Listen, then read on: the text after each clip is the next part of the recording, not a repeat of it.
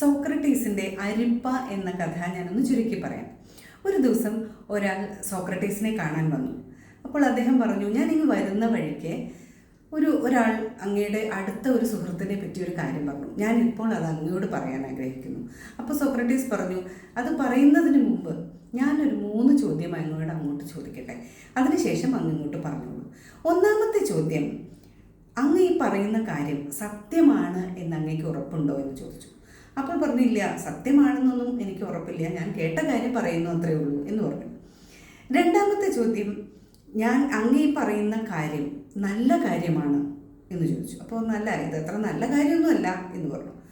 മൂന്നാമത്, അങ്ങേ കാര്യം എന്നോട് പറയുന്നത് കൊണ്ട് എനിക്കോ അങ്ങേക്കോ എന്തെങ്കിലും ഗുണമുണ്ടോ എന്ന് ചോദിച്ചു. അപ്പോൾ പറഞ്ഞില്ല, ഒരു ഗുണമൊന്നുമില്ല, ഞാൻ അവിടെ കേട്ട കാര്യം അങ്ങോട് പറയുന്നു ഇത്രയേ ഉള്ളൂ എന്ന് പറഞ്ഞു. അപ്പോൾ സോക്രട്ടീസ് ചിരിച്ചുകൊണ്ട് പറഞ്ഞു, അങ്ങ് എന്നോട് പറയാൻ പോകുന്ന കാര്യം സത്യമാണ് എന്ന് അങ്ങേക്ക് അറിയില്ല.